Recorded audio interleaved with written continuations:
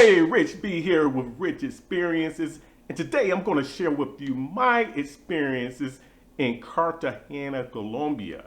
I took a solo trip in Cartagena, Colombia during the first week in August up to the first week in September, so I can give you some valuable insight about Cartagena, particularly as a solo traveler. But this information is good information and insight for any type of traveler.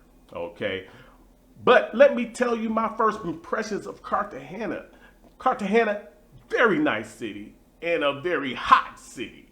A very hot city in all that's happening there, and a very hot city in that weather there. That weather will hit you. It is hot and humid there. Make no mistake, the things you hear about that's true. That weather will get you. You can just be standing still, and the weather will still make sweat bead up on or you can just be walking a short distance and start perspiring.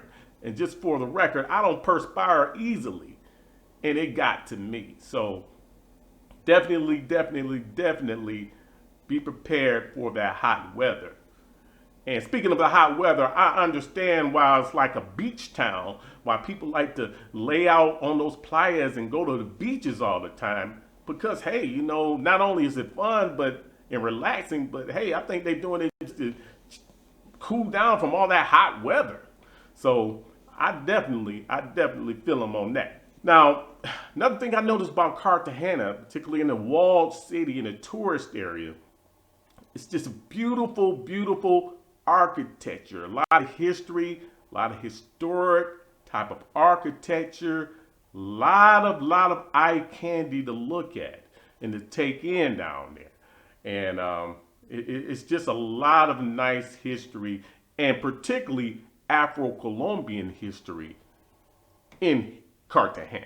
So definitely a lot to take in. Also, the bodies of water surrounding Old Town and that area all down there in that tourist area is just really nice and relaxing and soothing. And it does have a definite, distinct, romantic type of vibe. So, although I came here on a solo trip, I really think this type of place, Cartagena, is well suited more for couples or a group travel. Particularly because the couples, a lot of couples here, they have marriages or honeymoons here, and I can understand why, because it just has that perfect romantic vibe. A lot of groups here come here together to hang out because you can do so many things, go on so many excursions and island tours and things together.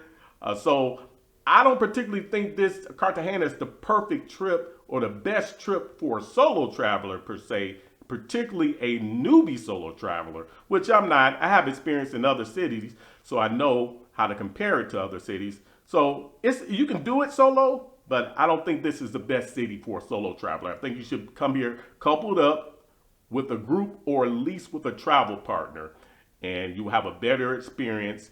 And on top of that, you will also get discounts because usually a lot of times on these tours and things like that, where they want to offer you, you will have to pay more as a soloist, than you would with a 3 or 4 person party, or maybe even a couple. So that's just some things to note here.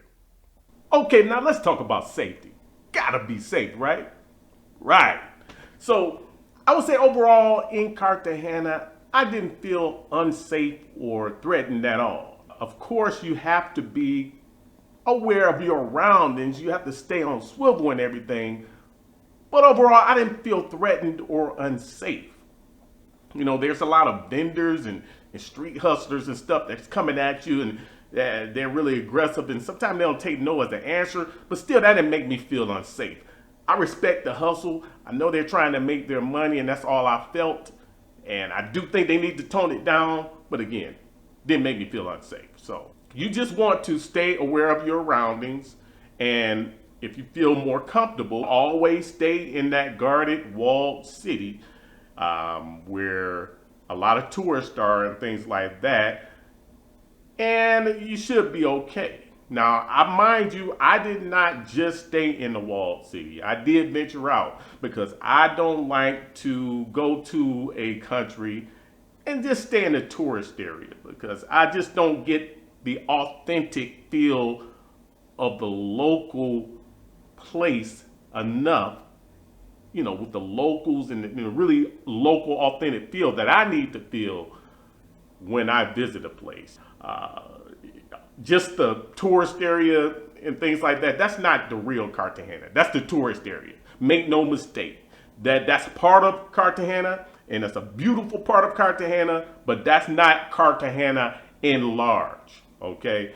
Now I'm not telling you to go outside of the walled city. I'm just telling you that I didn't just stay in the walled city. I did venture out. I found some other gems, and I mixed with the locals and things like that. And I felt I had a more authentic experience now. But overall, you can stay in the walled city and feel safe in that bubble.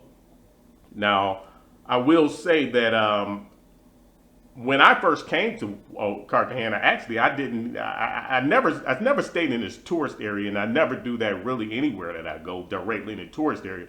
But what I did, I got an Airbnb, and it was in La Boquilla. And ironically, La Boquilla is on the opposite side of the walled city. I didn't really know that at first. I kind of made plans and did some research and came to Cartagena basically on a whim after doing some research and just needed to change and everything. So I just went for it. Okay, and then when I went to the Airbnb to book something, there were few accommodations available. So I got what I could get and would have some decent ratings and everything, and I just went for it. Okay, turns out it's on the opposite side of the walled city. It's near the airport and everything. And hey, it worked out for me. La Boquilla, the neighborhood I was in, is more of a it's more Afro-Colombian neighborhood, more so than other areas in Cartagena. Because Cartagena as a whole has a strong Afro-Colombian culture to it, but La Boquilla in the neighborhood, that's more so, more Afro-Colombian. And it was all right with me. They do bump a lot of loud music over there and everything, and that didn't really bother me. I like to hear the tunes of the culture. When they bump it at like the wee hours of the morning every day, not just on the weekend, then that's a bit much. And so where I stay, if you are the type that want to get a lot of sleep and stuff like that, which I'm not a big sleeper, so it didn't bother me as much as some people. But if you're the type that want to get your sleep, you might not get it over there in La Boquilla because they be bumping it. You might hear reggaeton or some other salsa or whatever at 3 or 4 in the morning, and this is a time for everything. And for me, that really ain't the time, at least not all the time. So that was the main thing over there. It was okay. It wasn't really my style of neighborhood. A little rough around the edges for me. I stayed there for 2 weeks, but just, again, I didn't feel threatened. And the Airbnb I stayed in was nice and everything. I stayed in a red and black Caribbean style aparte studio. So over there in La Boquilla, hey, it's good choice for somebody, and it's very economical. Also, I stayed there for 2 weeks, and then I moved over to a neighborhood called Crespo. Now, this was more my style. This is more so, it's not as far away from the walled city as La Boquilla. So it's right there in that middle ground. It's close to the walled city, right in the middle, but not as far away as La Boquilla. Okay, so it's right there in the middle, and it wasn't as an obnoxious neighborhood. The music, there was still some festivities and stuff like that, but we didn't hear the music to the wee hours of the morning. It was nice levels and everything. It was just more not as rough around the edges, so to speak. So that was a good middle ground for me. Not in the tourist area, not so far away, right there. And it's also by the airport too. So Crespo was very nice. I could walk around. There was a lot of stores, tiendas in the area, a lot of restaurants and things that I can go to. Found a nice little park over there. I think it's called Parque Cangrejo, and I was able to chill there and relax And that's like the opposite of what I experienced in the walled city. Because when I go to the walled city in the tourist areas, you got vendors and street hustlers that's coming after you every minute. You can't turn a corner. You want to buy something, it's just too much. So I felt more uneasy in the walled city than I felt outside of the walled city, just in the regular neighborhoods. Also, Crespo, I mean, nobody really bothered me over there. You know, everybody's going about their business, going to work, kids going to school, what have you.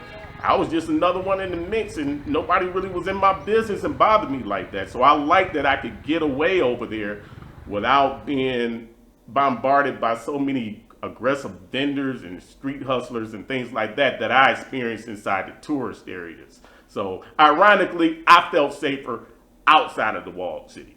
So, you know, I'm not telling you to do it, but that's what I feel. Okay? Now, another thing about safety here is really just to practice your overall general safety practices, because things like petty crimes do exist. They do exist here, and you will get got if you get caught slipping. So keep your money, your wallet, and your cell phone and things like that. Keep it up there in your front pocket. You know, don't walk around with it in your back pocket, you know, thinking that you're cool or whatever, or you too cute to, you know. Bottom line, keep it in your front pocket, ladies and gents, or in your purse, or secluded on your person or something like that, because you don't want to get got. If you don't want to get got, always stay cognizant of your personal belongings. Also, stay aware of your surroundings. Always stay on swivel, because there's a lot of things coming at you, especially in those tourist areas, ironically, okay? So really stay on guard. So again, guard your phone, guard your wallet. Make sure you're not just leaving things standing around, lost in the conversation, or lost, dazing on your cell phone, texting and stuff like that. And you know, you got to be on guard, okay? Also, going out at night. Now, I didn't really go out a lot at night. I did go out sometimes, but I really was really aware and really did the research on places I would go. And I didn't really go to any kind of high risk places. Like I went to like a couple of salsa bars and things like that. Not really any party spots and really heavy spots like that. So, hey, I was didn't really feel unsafe or anything, but you have to be more aware at night, because, you know, things happen at night. You know, crooks and thieves and all type of stuff start coming out at night. That's everywhere around the world. So you got to be more aware of your surroundings at night. That's just how it is. Okay. Okay. Now, money. I will also say that you need to guard your money. And when I say you need to guard your money, you need to guard your money low key. Like, for instance, you don't want to just take out your wallet and somebody be able to glance over and look at, oh man, he got a lot of money in his wallet. Same with you, ladies. You don't want to just dig in your purse and have people be able to really peer inside your purse and know that you got a wad of money or whatever in there. So you want to stay low key with your money. When you count your money, guard it, you know, because make no mistake, people are always looking. So keep your money low key, keep it guarded so nobody can just glance and see how much you got in your wallet, or if you got a lot of money, if you don't have a lot of money. Nobody should be able to know that but you. So stay low key like that. Also, I do not recommend taking any random taxis and things like that. Random taxis, look, I know people with stuff happening in random taxis. People get robbed and everything else in random taxis. Some of those taxis are fake. Some of those fake taxis or what have you, some of them dirty. Some of the dirty taxi drivers are just dirty. You know what I'm saying? They're working with people to rob people and stuff like that. It happens. It happens. Okay? So you don't want to just take random rides and random taxis flagging and stuff out there. You will get got as a tourist. That's just a sad fact about it. Okay? Now, so the safest thing to do is to use an Uber, use an app, or use an InDriver. More so, I would say use InDriver. I don't use Uber. I don't use Uber in Colombia. I didn't use it in Colombia because what a lot of people don't know about Uber, at least in Colombia, is that when you get an Uber, you're actually renting a car. You're actually signing a rental agreement. That's what you're agreeing to. A lot of people don't know that is because they don't know Spanish. So when you go to rent your Uber in Colombia, at least in some parts of Colombia, there's a rental agreement part that pops up asking you and verifying that you know that you're renting a car and you're renting that driver that goes with the car. So guess what? If something happens with that car, if the driver gets in an accident or totals the car or gets in an accident and someone gets hurt, who's responsible? You. So that's why I don't F with Uber in Colombia. I don't recommend that you do either. But you do what you want. What I do, I opt for other apps. I like InDriver.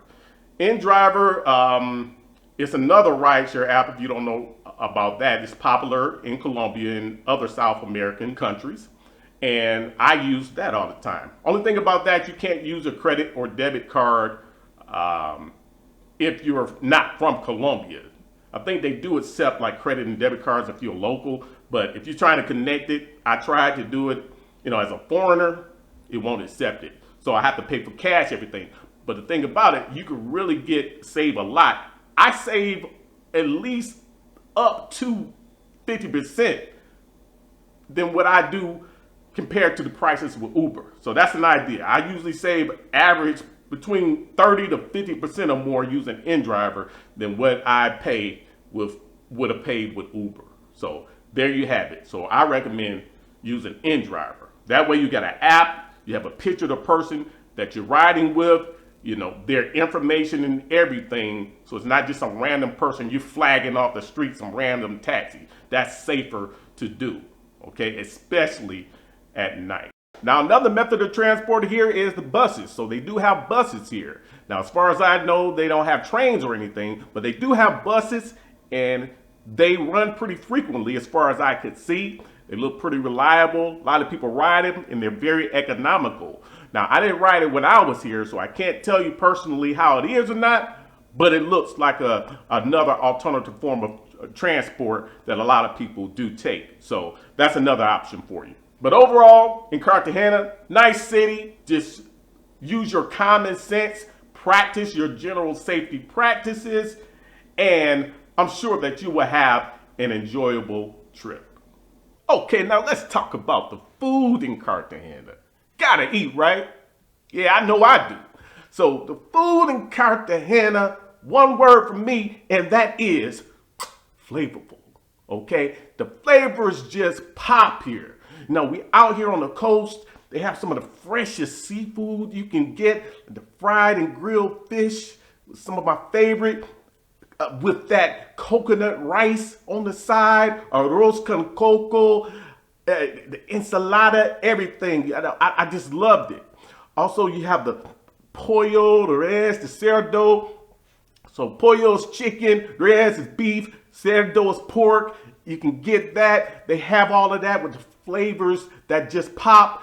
And it's just an option for everyone to fit your taste buds. Now, the name of some of the most popular dishes to try here are the bandeja paisa, sancocho, ajiaco, and if you don't know what the bandeja paisa is, it's just a plate. It's just a big plate of everything: meat, beans, rice, platanos, chicharron, which is like a big curved slab of pork skin fried to perfection. So I don't know if it's all healthy for you or not, but all that's put aside. If that's what you crave and that's what you want to eat, then you can get it in Cartagena.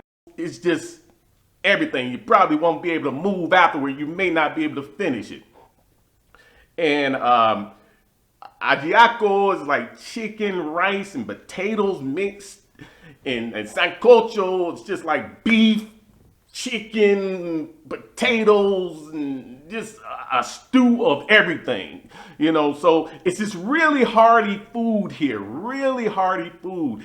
And just like to try, you need to also try those Colombian staples like the arepas, the empanadas, and it's just the list goes on. So as far as your taste buds and your taste to eat food, you don't have to worry about that. Just like I said, it's something for everyone, whether you eat meat or not, whether you're vegetarian or vegan, don't worry about all that. You will be satisfied. Okay, so there's a lot of good restaurants, a lot of variety to choose from. Now, let me tell you how to find the best deals. The tip to find the best deals when you're going out to lunch or something is ask for the menu del dia, which is the menu of the day.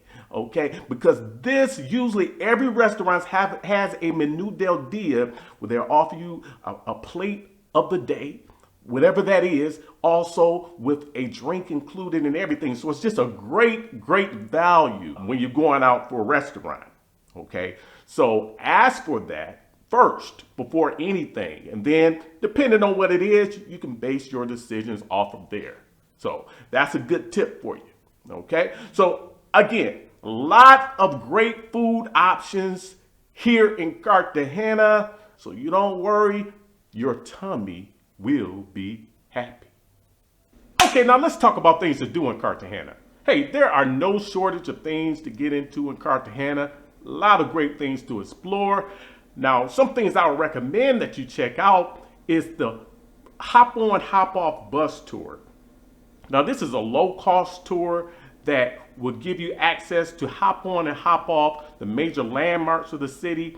It will give you it's a fast way to get a great overview of the city in the different landmarks. And you can hop on, hop off for like 2 consecutive days for like $15 total. So it's very economical. And I took this tour and it's really nice. It also gives you a recorded history of each landmark that you pass by. So again, it's a great way to get a great overview of the city quickly. Another thing I would suggest that you do is take some of the free walking tours. There's several companies that offers this. I took a couple of free walking tours in Old Town and Getsemani, and this gives you a guided tour, with a tour guide that speaks Spanish or English tour guide, and this will help you delve into the city and understand the different history and landmarks as well. So definitely take those free walking tours. Now they are free, meaning that they have no set price, but make no mistake, they do make it clear that they do appreciate tips in the end. So if you feel that they did a good job, hey, give them a tip. Now also, what else can I tell you? Also, definitely check out Castillo San Felipe. This is San Felipe Castle.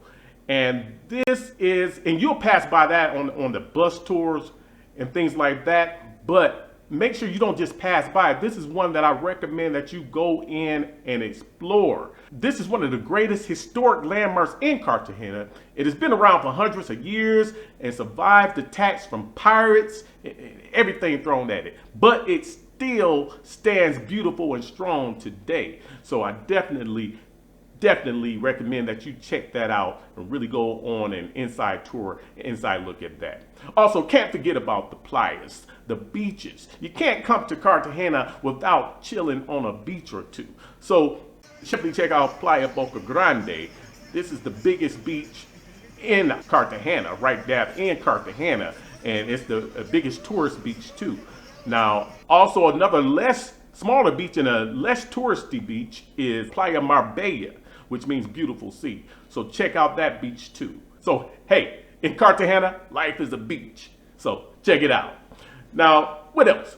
Also, you got to check out the malls. Cartagena has some beautiful malls. And in Colombia as a whole, I find that they have beautiful malls, multi-level malls. And Cartagena is no different. Has some beautiful malls. Definitely check those out.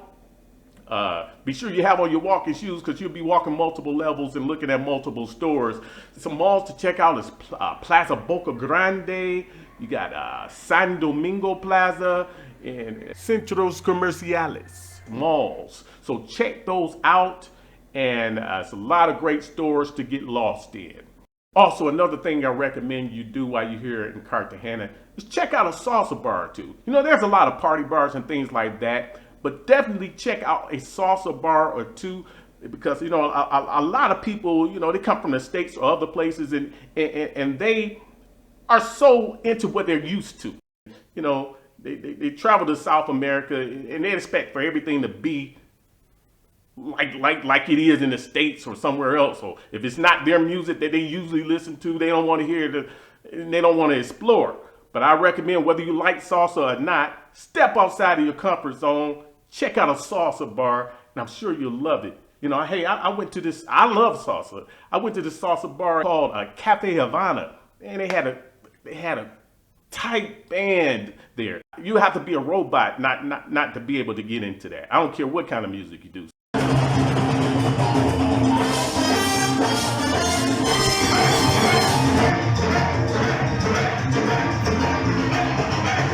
So check out that salsa flavor.